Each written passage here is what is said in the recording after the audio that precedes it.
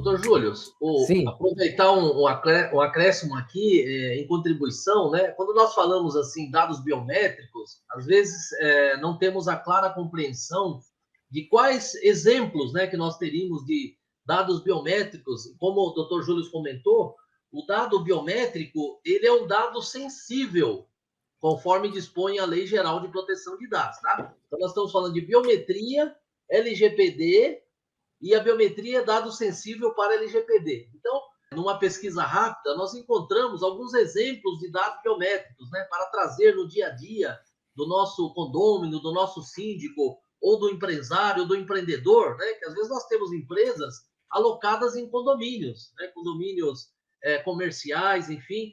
Então, alguns exemplos aqui só para situar, trazer mais para o dia a dia do nosso colega que está nos acompanhando. Um exemplo comum é a própria impressão digital, né? Então, quando você vai acessar um condomínio, não é incomum hoje, né, você fazer um cadastro e ter lá a sua foto coletada ou até o seu reconhecimento facial, né? Que essa já é moderninha, né? O pessoal já está migrando da foto para olhar os seus documentos. Se você for um funcionário, por exemplo, de uma empresa, ou mesmo um condômino, né, no edifício residencial, com certeza o povo já coletou lá a sua impressão digital. Aliás, o próprio TRE também, né, coleta lá a sua impressão digital. E nós sabemos que com a impressão digital, você acessa até conta corrente hoje, não é assim? Né? Nós temos visto aí uma escalada do pessoal criminosos, né, que querem acessar o seu celular, já querem aberto. E nós usamos como acesso ao celular a própria digital. Então, se houver aí um vazamento desses dados, um incidente de segurança, o prejuízo é gigante. Daí porque a lei geral considera como dado sensível. O prejuízo à pessoa seria muito grande. Então, a impressão digital, o primeiro exemplo. Um outro que eu acabei de comentar, doutor Naduro, é reconhecimento facial. Nós sabemos de condomínios, né, que já estão abraçando essa tecnologia, até por uma questão interessante. Não existe contato físico, né, com o meio físico. Isso também tem a ver um pouquinho com a pandemia, né? Você não tem ali um ponto de contaminação, então passou por lá, a câmera te pega e já fala, é o doutor Nador, é o doutor Júlio, né? Então depende do local, além de ser sensível, pode ser perigoso, né? Depende por onde você caminha, né? Então tem uma questão aí que pode repercutir até no direito matrimonial, né? No direito de família, por exemplo, tá? Olha só. Além do reconhecimento facial, outro exemplo, doutor Júlio, doutor Nador, que aí já é um pouquinho de ficção científica, mas não estamos longe disso. É reconhecimento pela íris. Olha que sensacional, né? Você coloca aqueles filmes lá que eu lembro, você coloca lá o olho, opa. Além disso, o reconhecimento pela retina. Nossa, tá ficando moderno o negócio, tá? Então coloca o olhinho lá, ele já sabe que é o Júlio, que é o Cláudio. E além disso, nós poderíamos ter também o próprio reconhecimento de voz, né?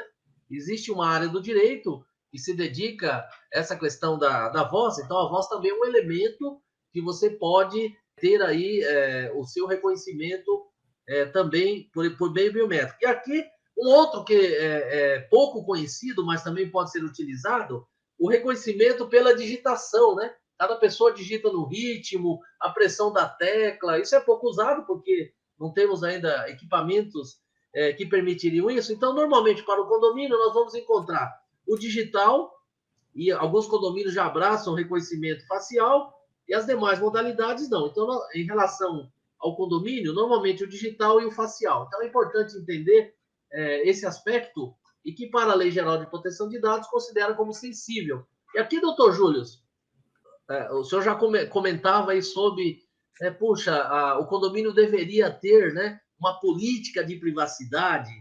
Então, eu acrescentaria, numa pegada mais jurídica, o condomínio ele está sujeito ao chamado império da lei, né? Olha só o princípio, doutor Nador. Lembrando aqui as aulas, né, de direito constitucional, o império da lei significa o que? O condomínio, por meio do seu representante, que é o síndico, tá? Que pode ser um síndico profissional, ele deve observar a legislação. Nós estamos falando em compliance também. Agora, olha que interessante. Esse império da lei, que é o Estado de Direito, que está lá na nossa Constituição Federal, lá no artigo 1º, né? Estado democrático e de direito, cabe, então, a esse administrador, a esse síndico, observar essa lei, é mandatório, é obrigatório. Por outro lado, cabe ao condômino também ele ter respeitado o que nós chamamos do princípio da legalidade. Ó, então, nós temos um conflito aqui de normas até constitucionais. De um lado, o controlador, como disse o doutor Júlio, que é obrigado a observar a Lei Geral de Proteção de Dados. E do outro lado, pelo princípio da legalidade, e só para lembrar o que é isso, né? Que negócio é esse império da lei, princípio da legalidade? Até porque o nosso canal refere-se a isso, a lei ao alcance de todos.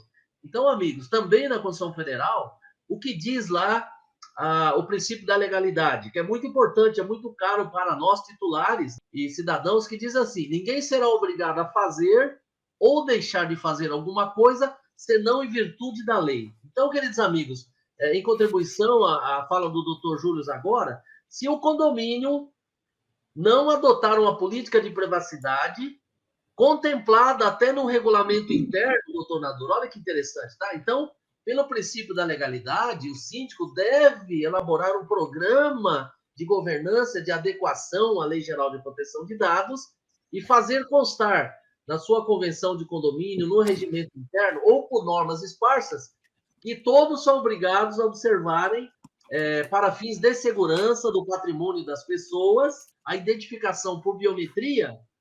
Entretanto, também o condomínio é obrigado a observar a Lei Geral de Proteção de Dados. Então, eu acredito que aí nós vamos ter um embate entre, se o síndico não tiver uma lei específica, que é a convenção e o regimento interno, tratando da política de privacidade, ele não poderá obrigar o condômino, né? Aí nós desembocamos em outros remédios jurídicos. Então, no meu entender, nós temos um conflito aí, né? A questão do império da lei, que o condomínio é obrigado a observar, e também o próprio condômino, mas para que o condômino permita esse tratamento de dados sensíveis, o condomínio deve ter um regramento, o que passa por um programa de governança, e o veículo é exatamente a política de privacidade e segurança da informação. E também, por fim, né, é oportuno lembrar, o doutor Júlio já fez a lista aí dos visitantes, dos fornecedores, mas eu quero trazer à tona aqui também, doutor Júlio, além dos dados sensíveis, a biometria, que é um exemplo do nosso encontro de hoje, lembrando que o condomínio também, ele tem crianças e adolescentes, doutor Nador.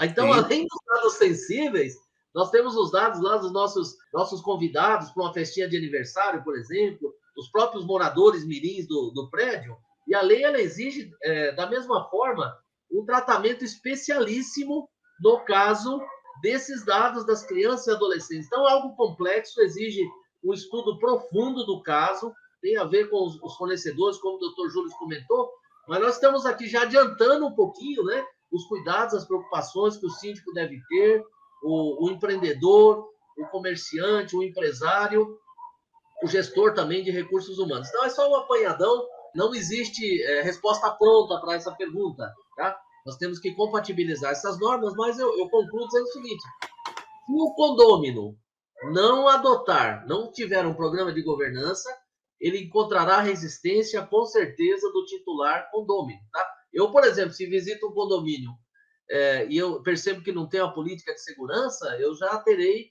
resistência a passar os meus dados, tá?